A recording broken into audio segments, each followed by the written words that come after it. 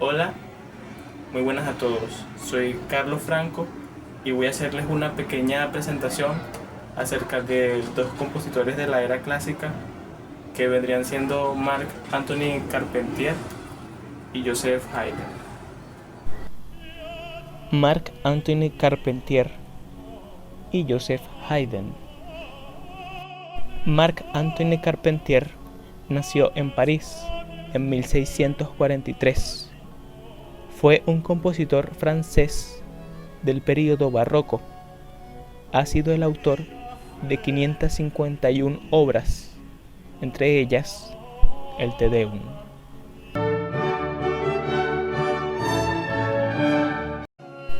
Marc se vio influenciado por Giacomo Carissimi en Roma. Giacomo estudiaba pintura, pero con sus conocimientos de la música inclinó la vocación de Carpentier hacia el arte de los sonidos. Fue su discípulo por un tiempo. Cuando volvió a París en 1672, Molière lo tomó como compositor de su compañía de teatro, lo que granjeó la enemistad del influyente Jean-Baptiste Lully, que hasta entonces había sido el más directo colaborador del dramaturgo. Carpentier escribió para Molière obras como El enfermo imaginario y El misántropo. En 1679 fue nombrado maestro de capilla del Delfín, pero perdió su puesto por la oposición de Lully. Desde 1698 hasta su muerte en 1704, fue maestro de capilla de la Sainte-Capelle de París. Carpentier también sobresalió en la ópera, faceta en la que dejó títulos como Les Arts Florissants, Acteon y Médée.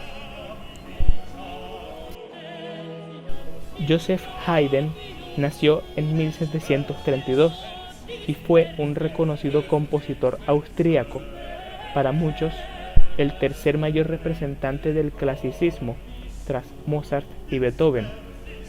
Compuso más de 100 sinfonías, 58 cuartetos de cuerda y más de 40 tríos. Se le conoce como el gran precursor de la música de cámara. Recibió sus primeras lecciones musicales de su padre Matías. Gracias a su hermosa voz y sus dotes musicales, a los 6 años, sus padres lo enviaron a Haimburg an der Donau, a unos 13 kilómetros de Rohau, a vivir con el director del coro local, Johann Matthias Frank. Allí comenzó formalmente sus estudios musicales. El niño Franz Joseph aprendió a tocar el violín y el clavicémbalo con fluidez. En una de las audiciones locales, fue reclutado para unirse al coro de la Catedral de San Esteban en Viena. A los 17 años empezó a dar clases particulares de música como freelance a partir de 1749. A pesar de que se empezó a relacionar con personalidades y mecenas, vivía años difíciles económicamente. En esos años conoció a Niccolò Porpora, profesor y compositor italiano de moda, quien le presentó a los grandes compositores y nobles de la época, entre ellos el barón Carl Joseph Weber von Frumbergel y Ferdinand Maximilian von Morsin. Durante la etapa con el conde Morsin, Haydn compuso sus primeras 15 sinfonías y se casó con María Anna Keller un 17 de noviembre de 1760, a pesar de tenerlo prohibido en su acuerdo con el noble. Aún así, se sabe que, estando enamorado de su alumna Teresa, la hermana menor de Ana María, sus 40 años de matrimonio hasta la muerte de la esposa, en 1800, fueron infelices, separados el uno del otro durante largos periodos. Tras la disolución del contrato con el conde Morsin por sus dificultades financieras, el músico quedó de nuevo en una situación complicada. De naturaleza humilde y con pocos recursos, Joseph Haydn aceptó desplazarse al remoto palacio de Esterházy, en Hungría, para servir a su mecenas, el príncipe Nikolaus Esterházy, en su residencia de verano.